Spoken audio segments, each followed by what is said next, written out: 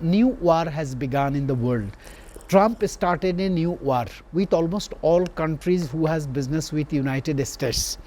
Even who does not have business with United States have business with Russia. He imposes tariffs to almost all. How do you see this tariff policy? How do you see this tariff impact or consequences will come for the economy of the world? Thank you, Mr. Kanchan. As per your question, we still have about a week left before August 1st arrives. That is the speculated date when these tariffs are going to start taking place. However, various countries do see that America is starting to become a bit lenient, given that they still have 7 days. I mentioned earlier that Philippines and Japan have negotiated on their terms, and that has brought down the tariff percentage. But in my opinion, many other countries are still there. They're trying to negotiate on behalf of their respectful countries. Even Bangladesh, the last we know is that we went from a 37 to a 35%. Of course, we would be much benefited if this amount or this percentage would be below 20. And that is what the allies are now in a favorable position. Of course, Japan and Donald Trump are seeing to increase their bilateral ties and increase of Japanese investments in America. Of course, America is now looking for developments to make America great again, a campaign that Donald Trump had used in his first term and also in his second term. Aside from this, many of the countries are still fearful of how much impact this will definitely bring to the individual economies. At this moment, we are still yet to hear how much of a development we can see in the next 1 week. I have a concern about one thing. I said in my news that Japan, Indonesia and Philippines has settled their tariff from 15 to 19%. Why Bangladesh is up to 35%, and you know there are previous tariffs also 16%, total is 51%.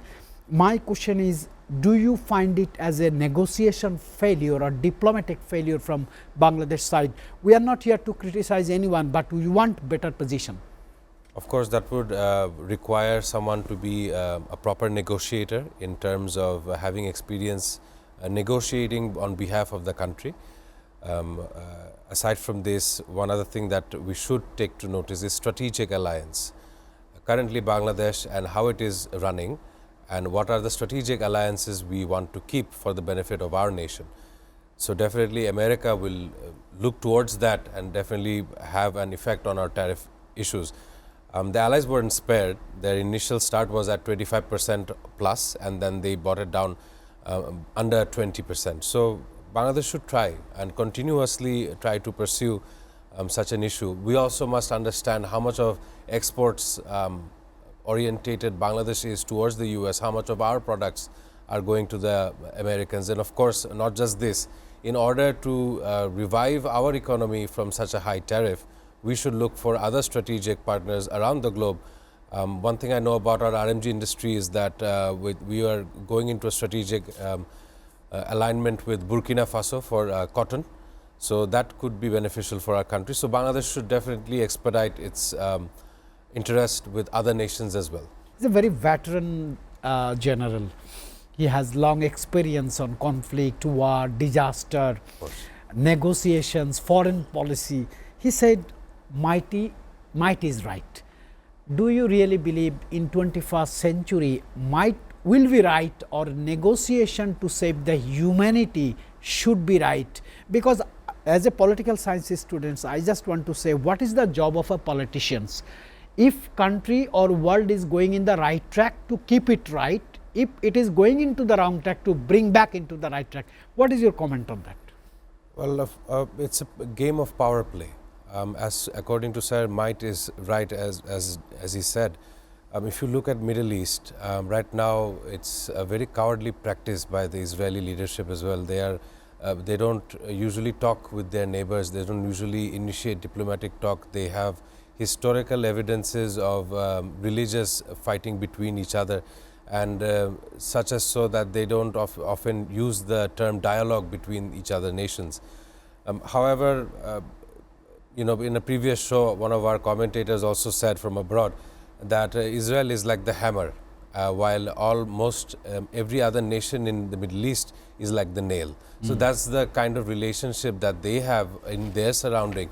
Of course, it's very volatile as we see the silence of many Muslim majority nations, and they should be the ones to immediately sit down. As we know, Egypt and Qatar are trying to mediate a term with Hamas and the IDF. So the fighting enrages. Even Antonio Guterres of the UN had said that this is now a horror show, and the death and destruction are without parallel in recent times. So such an event is not has taken place. So it's ethnic cleansing would be one of the factors. A genocide. These are the words that would come out in my terminology to define what has taken place, as I also know the greatest humanitarian disaster our planet has ever seen. And UN already says that this is the Gaza is the hell on earth. Exactly. Sir, as I said before that I want to talk about the FBI releases on Martin Luther King's Jr. surveillance. Tell us about government transparency and civil rights oversight inside the US, where United States always talk about the democracy, good governance, anti-corruption issues. What's going on inside US? Are Trump going to face a tough time with the Congress? Well, Republicans wanted a more transparency in their leadership. This came about during multiple scandalous events such as Donald Trump's relationship with Jeffrey Epstein. And of course, that has taken to storm in America's news agencies as well. Right now, MLK assassination files, back then we didn't have social media, we did not have modern developments in radio. So the news and the files were probably collecting dust in various federal offices, as I just came to research. And not only so, this would mark the transparency between or the push towards transparency that the Republicans want.